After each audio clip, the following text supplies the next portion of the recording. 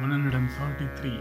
Kunti said, in this connection, O chastiser of foes, is cited an old story of the conversation between Vidula and her son. It behoveth thee to say unto Yudhishthira anything that can be gathered from this, or anything more beneficial than that. There was a high-born dame of great foresight named Vidula.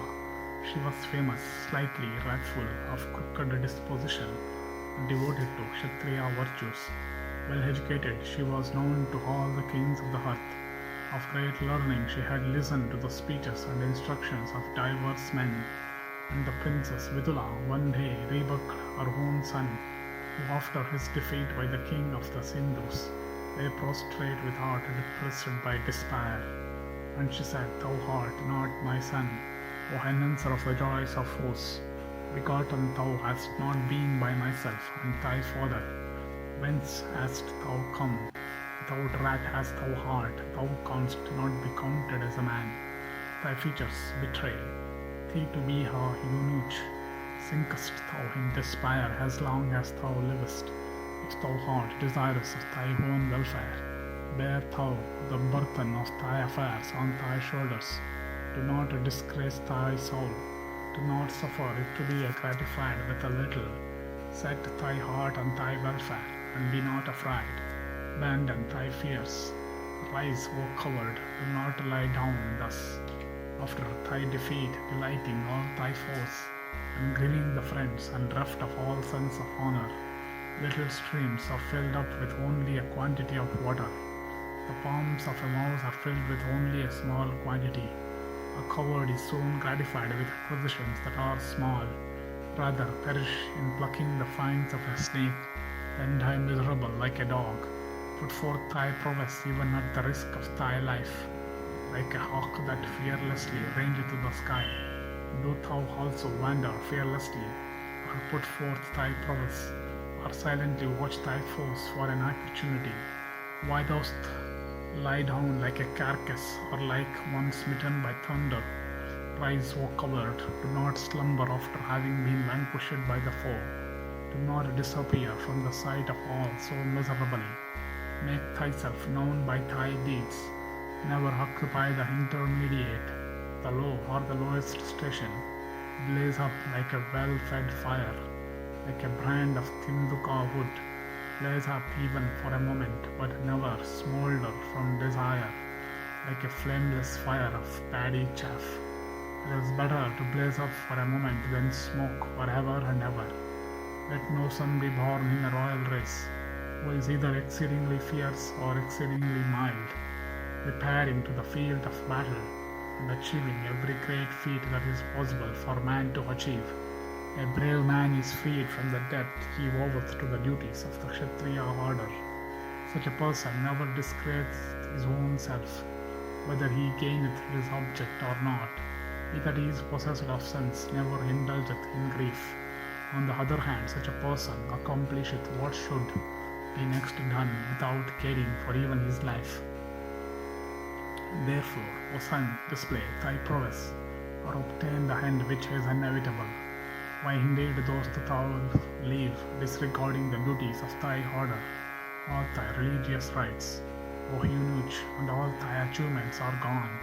The every root of all thy enjoyments is cut off. What for them dost thou leave? If a fall and sink one must, he should seize the foe by the hips, and thus fall with the foe. Even if one's roots are cut off, he should not yet give way to despair. Horses of high metal put forth all their prowess for dragging or bearing heavy weights. Remembering their behavior, muster all thy strength and sense of honor. Know also in what thy manliness consists. Exert thyself in raising that race which hath sink in consequence of thee. He that hath not achieved a great feat, forming the subject of men's conversation, only increaseth the number of population. He is neither man nor woman.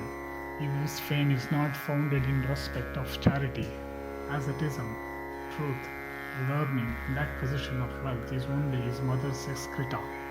On the other hand, he that surpasseth others in learning, asceticism, wealth, prowess, and deeds is truly And it behoveth thee not to adopt the idle, wretched, infamous, and miserable profession of mendicancy that is worthy only of a coward. Friends never derive any happiness on obtaining that weak person for a friend at whose sight foes are delighted, who is despised by men, who is without seats and robes, who is gratified with small acquisitions, who is destitute, and who hath no courage, and he is low. Alas, exiled from our kingdom, driven from our home, deprived of all means of enjoyment and pleasure, and destitute of resources, we shall have to perish from want of the very means of life, misbehaving in the midst of those that are good, and the destroyer of thy race and family. By bringing thee forth, O Sanjaya, I have brought forth Kali himself in the shape of a son. Oh, let no woman bring forth such a son as thou, at heart without wrath, without exertion, without energy, and that art the joy of force. Do not smolder, blaze thou up, effectively displaying thy prowess, slay thy foes. For but a moment, forever so small a space of time, layest thou upon the heads of thy enemies. He is a man who cherisheth wrath and forgiveth not. He, on the other hand, who is forgiving and without wrath, is neither a man nor woman. Contentment and softness of heart, and these two, with want of exertion and fear, are destructive of prosperity. He that is without exertion never winneth but what is great. Therefore, O son, free thyself by thy own exertions from these faults that lead to defeat and downfall. Steel thy heart and seek to recover thy own. A man is called Purusha because he is competent to trouble his foe, Param. He therefore who liveth like a woman is misnamed Purusha, and brave king of mighty strength, and moveth like a lion may go the way of all creatures. The subjects, however, that reside in his dominions do not yet become unhappy. That king who, disregarding his own happiness and pleasures, seeketh the prosperity of his kingdom, succeedeth soon in gladdening his counselors and friends. Hearing these words, the son said, If thou dost not behold me, of what use would the whole earth to be to thee? Of what use thy ornaments? Of what use all the means of pleasure and even life itself? The mother said, Let those regions be obtained by our foes which belong to those that are low. Let those again that are friends go to those regions which are obtainable by persons whose souls are held in respect. Do not adopt the course of life that is followed by those wretched persons who, destitute of strength and without servants and attendants to do their bidding, live upon the food supplied by others, like the creatures of the earth that depend on the clouds, or the gods depending on Indra. Let the Brahmanas and thy friends all depend on thee for their sustenance. His life, O Sanjaya, is not vain, on whom all creatures depend for their sustenance.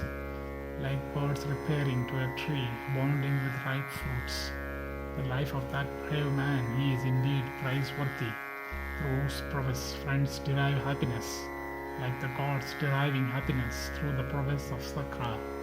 That man who liveth in greatness, depending on the prowess of his own arms, succeedeth in winning fame in this world and blessed stay next.